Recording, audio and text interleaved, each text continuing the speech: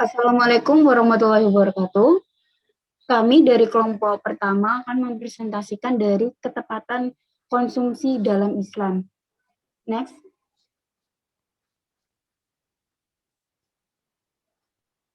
Baik, untuk anggota kelompok kami sendiri, yaitu yang pertama ada saya sendiri, yaitu Alda Bismawati, lalu ada Atalina, yang kedua ada Ratna, dan yang terakhir ada Fajar. Nah, untuk pokok pembahasan di sini ada urgensi konsumsi dan tujuannya, lalu yang kedua ada kaidah-kaidah konsumsi, dan yang ketiga ada perilaku konsumsi di masyarakat, lalu selanjutnya ada mencapai kebenaran dalam konsumsi, lalu selanjutnya ada dampak menyeleweng dari konsumsi, dan yang terakhir ada pola konsumsi pribadi Umar bin Khattab. Next. Baik, untuk presentator pertama dipersilakan. Yang pertama yaitu urgensi konsumsi.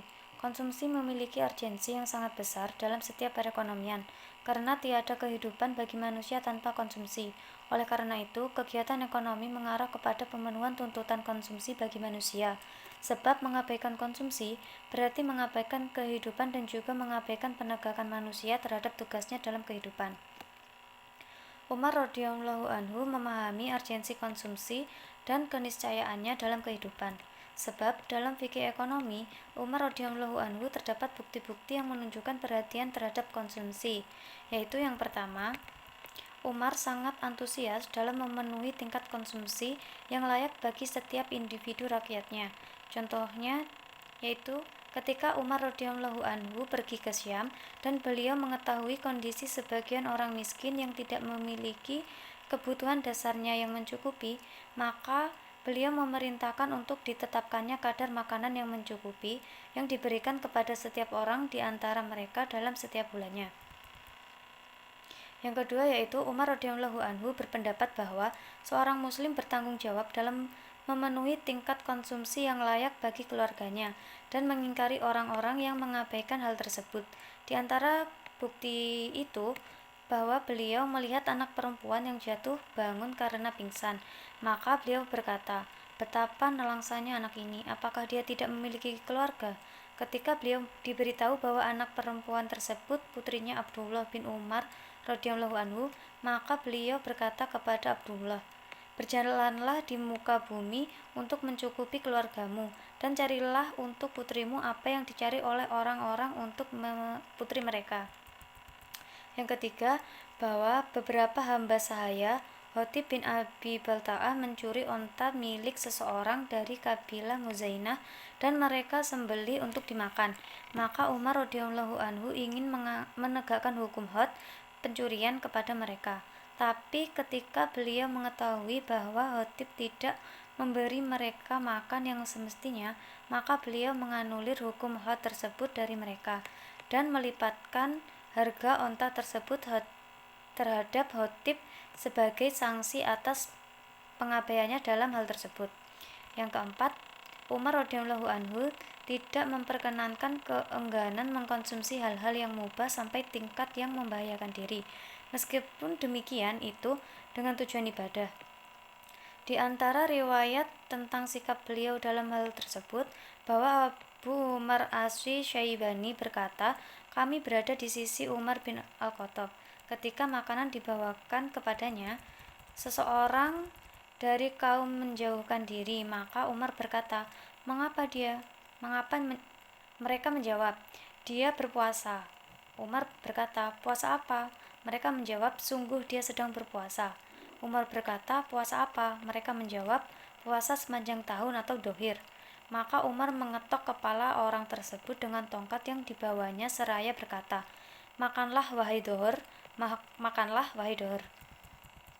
Sebab puasa seperti itu mendatangkan mudarat terhadap diri karena menghalangi haknya dalam mengkonsumsi dalam sepanjang tahun, di mana tentang mudarat ini telah diisyaratkan dalam hadis Nabi Shallallahu Alaihi Wasallam dengan sabdanya yang artinya, "Jika kamu melaksanakan demikian itu, maka akan cekung matamu dan lemah dirimu." Yang selanjutnya yaitu tujuan konsumsi. Konsumsi dalam perspektif ekonomi konvensional dinilai sebagai tujuan terbesar dalam kehidupan dan segala bentuk kegiatan manusia di dalamnya, baik kegiatan ekonomi maupun bukan. Berdasarkan konsep inilah, maka beredar dalam ekonomi apa yang disebut dengan teori konsumen adalah raja, di mana teori ini mengartikan bahwa segala keinginan konsumen adalah yang menjadi arah segala aktivitas perekonomian untuk memenuhi keinginan mereka sesuai kadar relativitas keinginan tersebut. Bahkan teori tersebut berpendapat bahwa kebahagiaan manusia tercermin dalam kemampuannya mengkonsumsi apa yang diinginkan, di mana Al-Quran telah mengungkapkan hakikat tersebut dalam firman Allah, yang artinya, dan orang-orang kafir itu bersenang-senang di dunia dan mereka makan seperti makannya binatang-binatang. Sungguh demikian itu adalah kehidupan binatang yang menilai semua kehidupan sebagai meja makan dan kesempatan bersenang-senang dengan tanpa tujuan setelah itu, melainkan menuruti selera nafsu dan tidak menghindari apa saja yang diperbolehkan dan apa saja yang dilarang. Sedangkan dalam ekonomi Islam, konsumsi dinilai sebagai sarana wajib yang seorang muslim tidak bisa mengabaikannya dalam merealisasikan tujuan yang dikehendaki Allah dalam menciptakan manusia, yaitu merealisasikan pengabdian sepenuhnya hanya kepadanya, seperti disebutkan dalam firman-Nya, yang artinya, dan aku tidak menciptakan jin dan manusia melainkan supaya mereka menghamba kepadaku. Karena itu tidak aneh bila Islam mewajibkan manusia mengkonsumsi apa yang dapat menghindarkannya dari kerusakan dirinya dan mampu melaksanakan kewajiban-kewajiban yang dibebankan Allah kepadanya. Sungguh fikih ekonomi Umar radhiyallahu anhu telah mengisyaratkan dengan jelas tentang tujuan konsumsi seorang muslim, yaitu sebagai sarana penolong dalam beribadah kepada Allah Ta'ala. Dalam hal ini, Umar berkata, "Hendaklah kamu sederhana dalam makanan kamu, karena sesungguhnya kesederhanaan lebih dekat kepada perbaikan, lebih jauh dari pemborosan, dan lebih menguatkan dalam beribadah kepada Allah Ta'ala." Selanjutnya yaitu perilaku konsumsi di masyarakat. Perilaku konsumsi di masyarakat dipengaruhi oleh berbagai latar belakang yang kompleks. Perilaku konsumsi di masyarakat bisa didasari oleh motif yang mereka miliki untuk membeli suatu barang dan bisa juga didasari oleh tujuan mereka untuk membeli suatu barang. Nah, adapun motif konsumsi di masyarakat itu dibagi menjadi dua, yaitu motif internal dan motif eksternal. Motif internal merupakan motif yang tumbuh dalam diri seseorang, seperti persepsi seseorang terhadap suatu barang. Nah, sedangkan motif eksternal merupakan motif yang tumbuh dari luar diri seseorang tersebut, seperti pengaruh lingkungan sekitar.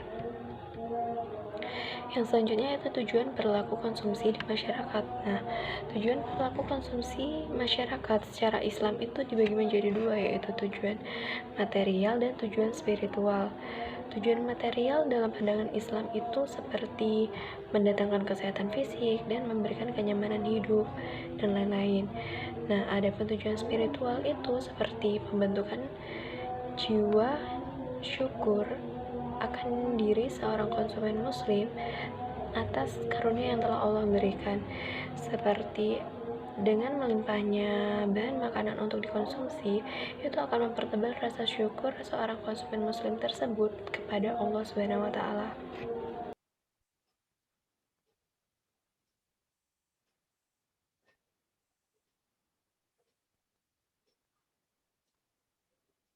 Nah, terus untuk konsumsi, untuk mencapai kebenaran dalam konsumsi, kalau biasanya kan dalam ekonomi konvensional itu ada 3 macam kebutuhan ya, ada sandang, pangan, terus papan.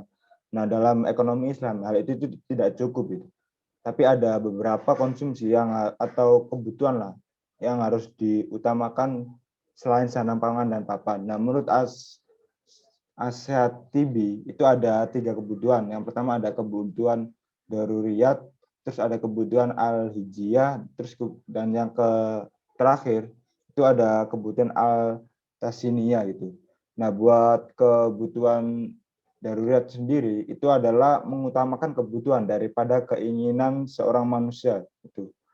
Yang pertama itu ada hifzin ad-din atau kebutuhan agama, terus ada hifzil nafsi atau kebutuhan jiwa gitu, jiwa manusia, terus ada hifzil akal atau kebutuhan akal, dan yang keempat ada hifzil an-nasl atau kebutuhan keturunan, dan yang kelima itu hifzil mal, yaitu kebutuhan harta.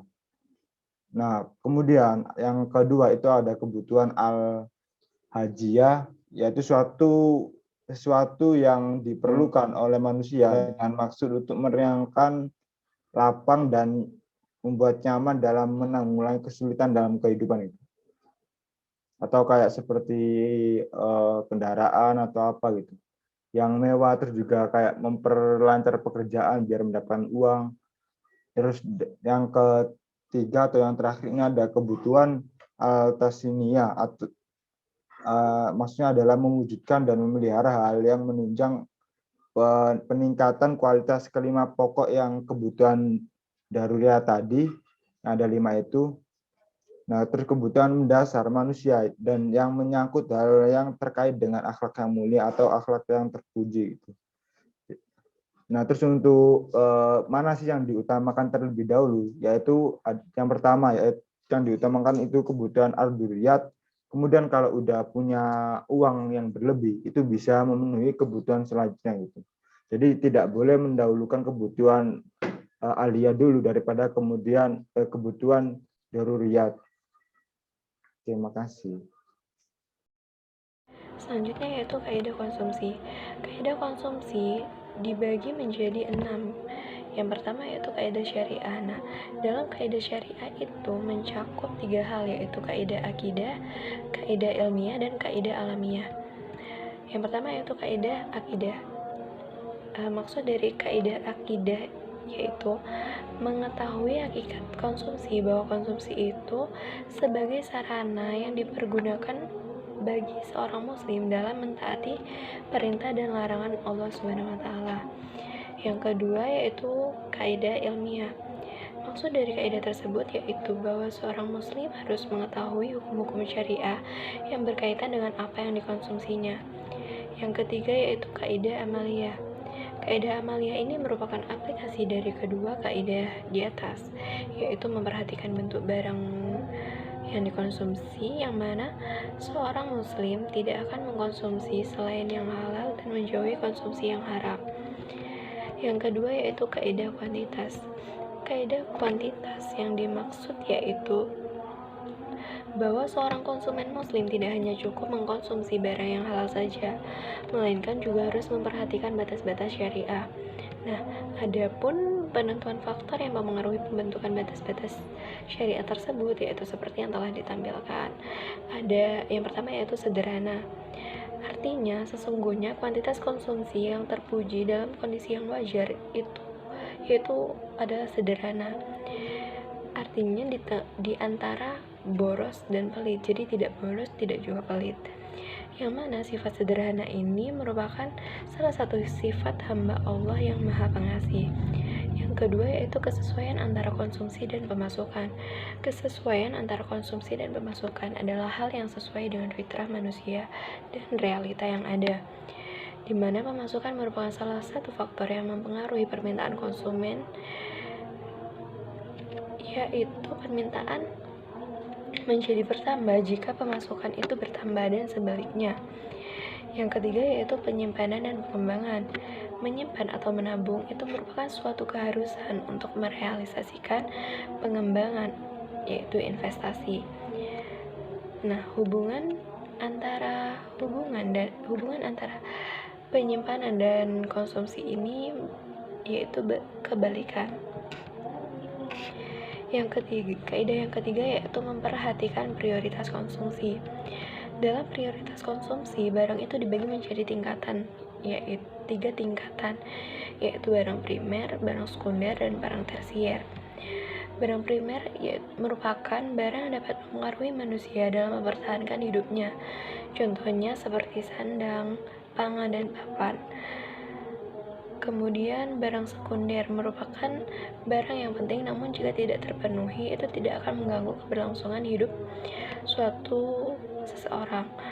Contohnya itu seperti handphone. Yang ketiga yaitu barang tersier, yaitu barang mewah. Barang tersier ini cenderung digunakan untuk menunjukkan status sosial, contohnya seperti mobil mewah, perhiasan, dan lain-lain. Baik teman-teman, selanjutnya yaitu lanjutan dari kaidah konsumsi. Selain yang sudah disebutkan di atas, lalu yang keempat yaitu ada kaidah sosialnya. Kaidah sosial, maksud dari kaidah sosial di sini yaitu mengetahui apa saja faktor sosial yang memiliki pengaruh dalam kuantitas dan kualitas konsumsi. Nah, hal yang terpenting dalam kaidah sosial yaitu ada 3. Yang pertama ada umat, lalu ada keteladanan, dan yang terakhir ada tidak membahayakan orang lain. Umat dalam kaidah sosial, dalam Islam, perilaku konsumsi itu sangat mempertahankan aspek sosial, di mana ketika ada suatu orang kesusahan tentang kebutuhan bahan pokok, maka mereka itu tidak akan meningkatkan kebutuhan konsumsinya karena adanya rasa sosial yang tinggi dalam kehidupan umat muslim. Nah, pernah juga pada masa Umar bin Khattab ketika ada sebuah bencana kelaparan, maka beliau itu tidak memakan keju selama bencana kekurangan pangan tersebut. Nah, setelah bencana itu selesai, maka Umar tetap memenuhi kebutuhan atau kebiasaannya yang memakan keju. Lalu yang kedua yaitu keteladanan. Nah, Umar radhiyallahu anhu itu selalu melakukan pengawasan dalam perilaku konsumsi terhadap para individu yang menjadi panutan umat agar tidak menyeleweng pola konsumsi mereka. Hal ini tuh menghindari agar para perilaku konsumsi itu agar tidak bertentangan dengan agama Islam. Lalu selanjutnya yaitu tidak membahayakan orang lain. Nah, seorang muslim itu wajib menjauhi perilaku konsumtif yang mendatangkan mudarat terhadap orang lain, baik secara langsung maupun tidak. Terlebih lagi jika mudaratnya itu bermudarat bagi banyak orang. Next. Oh, mohon maaf, slide yang ini, yaitu kaidah lingkungan. Nah, selanjutnya itu ada kaidah lingkungan. Nah, lingkungan di sini itu merupakan yang dimaksud yaitu bumi. Apa saja yang terdapat padanya. Nah, lingkungan ini itu memiliki pengaruh besar dalam perilaku konsumsi. Mengapa demikian? Karena sering terjadi perubahan pola konsumsi karena mengikuti perubahan lingkungan juga ataupun faktor-faktor yang mempengaruhi pola konsumsi tersebut itu bisa bersifat materi maupun non-materi. Nah, adapun contoh yang dilakukan Umar radhiyallahu anhu pada saat datang ke Syam, penduduk Syam itu mengadukan kepada Umar tentang wabah bumi dan beratnya pada wabah tersebut. Maka beliau itu memerintahkan kepada mereka untuk meminum madu. Nah, akan tetapi mereka tuh menjawab bahwa madu itu tidak membuat kita menjadi baik. Lalu sebagian orang yang tinggal di daerah tersebut itu mengusulkan kepadanya dengan tilah bahwa beliau menyetujui hal tersebut dan memerintahkan mereka untuk meminumnya. Jadi adanya perubahan yang awalnya biasanya itu penyakit itu diobati dengan madu, akan tetapi ketika madu itu tidak bisa mengobati penyakit itu, nah orang lain membuat alternatif lain yaitu dengan tilah. Next.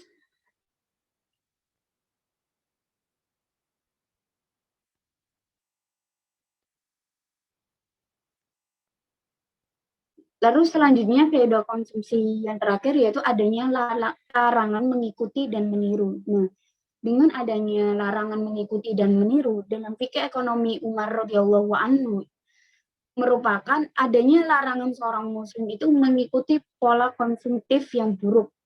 Baik pola tersebut bagi kaum muslimin maupun bagi orang-orang kafir. Di antaranya yang berkaitan dengan hal tersebut itu perilaku hedonis dan konsumtif. Nah, kajian tentang tema ini itu dikelompokkan menjadi 2 bagian, yaitu mengikuti dan meniru, lalu yang kedua ada konsumsi lahiriah. Lalu untuk yang mengikuti dan meniru sendiri, yaitu perilaku seperti mengikuti dan meniru pola-pola konsumsi dalam masyarakat Islam. Lalu yang kedua ada mengikuti dan meniru pola-pola konsumsi masyarakat kafir. Dan yang terakhir adanya larangan selalu bersenang-senang, bersifat hedonis. Nah, adanya larangan ini itu bisa memberikan dampak memberikan dampak penyelewengan konsumsi. Yang pertama yaitu merusak agama, di mana sesungguhnya berlebihan itu kan sudah dilarang oleh agama. Nah, berlebihan sendiri itu dalam hal yang mubah dan mengikuti selera terlebihnya itu mengonsumsi barang-barang yang haram akan merusak agama. Itu seseorang itu bisa jadi itu membuat seseorang itu melemahkan warahnya sehingga kondisinya itu tidak istiqomah dalam menjalankan perintah Allah. Lalu yang kedua adanya pengaruh dalam ibadah. Sesungguhnya konsumsi yang disiplin itu merupakan cara yang harus dipenuhi untuk menegakkan ibadah, tetapi keluar dari kesadaran seperti pemborosan. Lalu yang ketiga yaitu ada pengaruh dalam akhlak, yang keempat ada pengaruh dalam kesatuan umat, lalu yang kelima ada kerusakan dan kemerosotan, dan yang keenam ada kehinaan dan penistaan.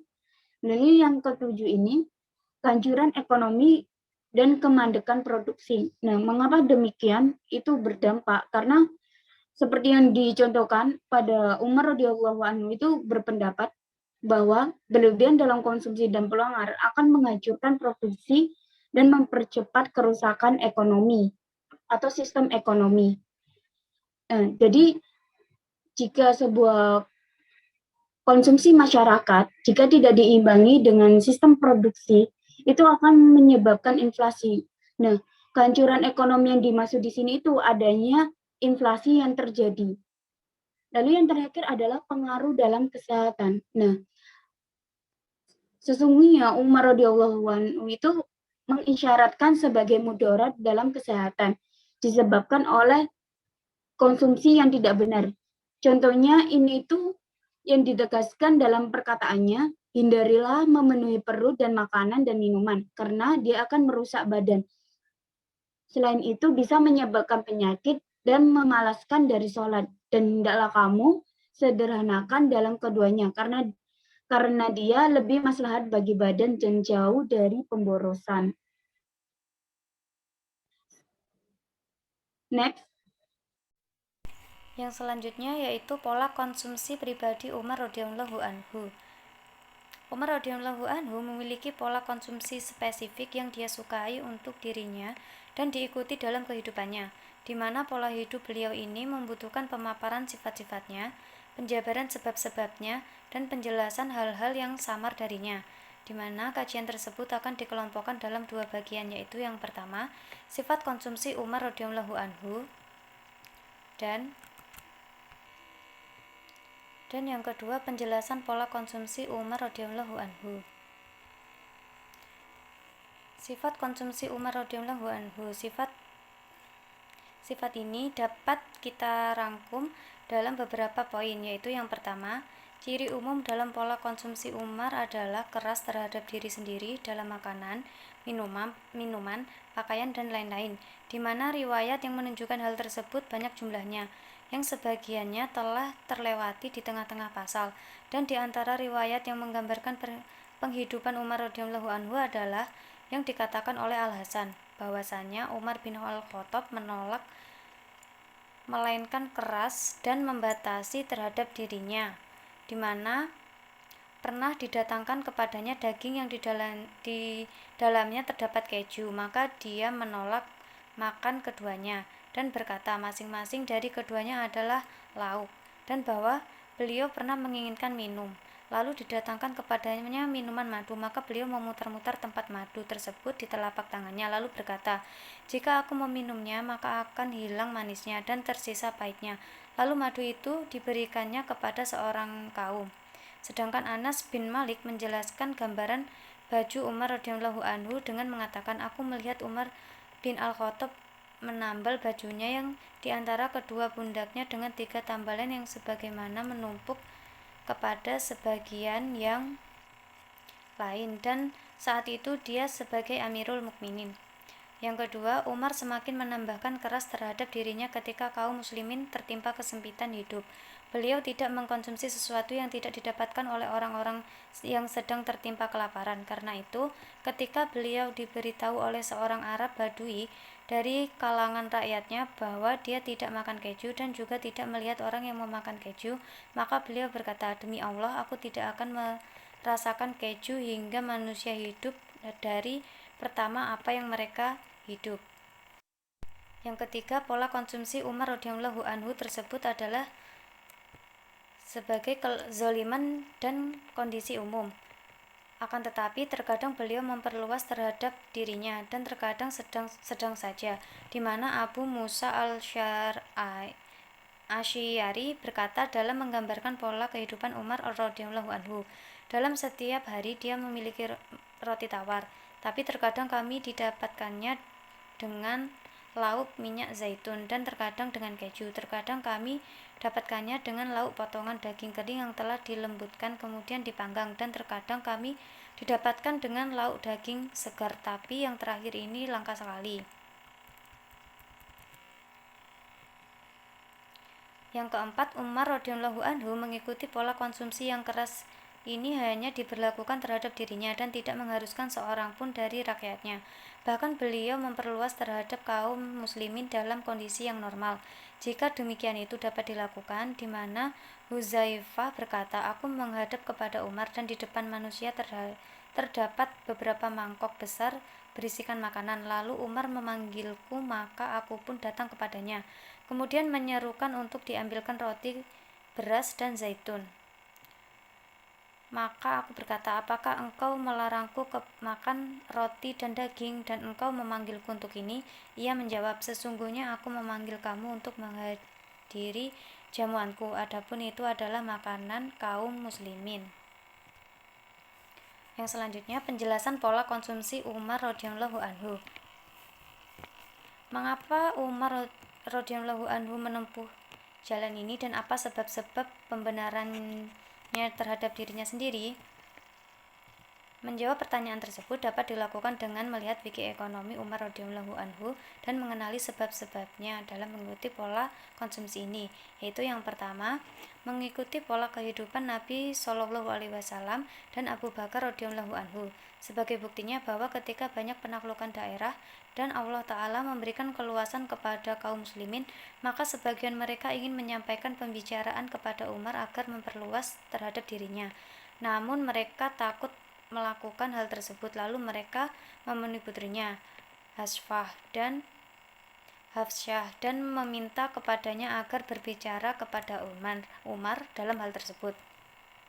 Maka Hafsyah berkata kepadanya, alangkah kiranya engkau memakai baju yang lebih halus daripada bajumu dan makan makanan yang lebih bagus daripada makananmu, karena sesungguhnya Allah telah memberikan banyak harta kepadamu dan membukakan bumi kepadamu. Maka Umar berkata, sesungguhnya aku tidak sudi melakukannya. Tidakkah kamu mengingat apa yang dialami Rasulullah Shallallahu Alaihi Wasallam berupa beratnya penghidupan? Umar selalu mengulang-ulang perkataan ini kepada Hafsyah sehingga Hafsyah menangis karenanya. Lalu Umar berkata, sungguh aku telah mengatakan demikian itu kepadamu, apakah kamu mendengar? Demi Allah, sungguh jika aku mampu, niscaya aku benar-benar akan bersama dengan keduanya dalam kehidupan keduanya yang keras. Mudah-mudahan aku mendapatkan bersama keduanya kehidupan yang menyenangkan. Yazid Harun berkata, yang dimaksud dengan keduanya adalah Rasulullah dan Abu Bakar. Yang kedua yaitu, sesungguhnya jalan yang ingin ditempuh Umar adalah seperti yang ditempuh oleh kedua sahabatnya, yaitu jalan kezuhudan. Padahal kezuhudan tidak mungkin terwujud tanpa mempersedikit dunia dan menganggap cukup dengan apa yang mencukupinya. Sebab jika dia tidak merasa cukup dengan apa yang ada, maka dia tidak akan pernah merasa tercukupkan oleh apapun. Cara seperti ini adalah yang ditempuh orang-orang saleh dalam mendekatkan diri kepada Allah, seperti dijelaskan dalam surat Umar kepada Abu Musa al-Asy'ari, sesungguhnya kamu tidak akan memperoleh amalan akhirat dengan sesuatu pun yang lebih utama daripada zuhud terhadap dunia.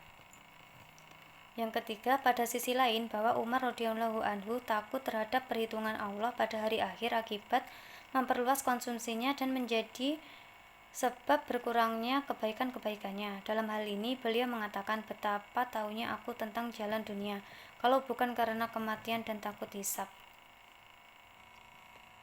Dan yang keempat, di antara kaidah konsumsi dalam fikih ekonomi, Umar radhiyallahu anhu adalah membedakan antara orang-orang yang menjadi teladan dan orang awam, di mana Umar radhiyallahu anhu melarang para tokoh yang menjadi teladan dari sebagian hal yang mubah, yang beliau tidak menuntut orang-orang awam untuk meninggalkannya. Dan semakin besar keteladanannya, maka semakin besar tanggung jawab. Karena itu Umar radhiyallahu anhu melarang para gubernurnya dari sebagian hal yang mubah dalam makanannya, pakaian, dan kendaraannya, karena posisi mereka sebagai teladan bagi rakyat mereka. Lalu bagaimana yang akan beliau lakukan terhadap dirinya sendiri, sedangkan beliau merupakan teladannya para teladan dan juga teladan bagi umat seluruhnya? Sesungguhnya Umar radhiyallahu anhu mengerti tentang begitu kuatnya pengaruh para pemimpin bagi rakyat mereka. Karena itu beliau mengharuskan dirinya pola konsumsi tersebut agar dapat menjadi teladan bagi para gubernurnya dan rakyatnya. Namun beliau tidak mengharuskan hal tersebut kepada kaum muslimin pada umumnya. Bahkan beliau melonggarkan terhadap mereka dan mengutamakan mereka atas dirinya. Kemudian dalam sebagian kondisi beliau menjelaskan kepada mereka tentang sebab-sebab pengutamaannya terhadap pola konsumsinya, sehingga mereka tidak mengira bahwa demikian itu dilakukan dalam setiap kondisi dan bagi setiap individu.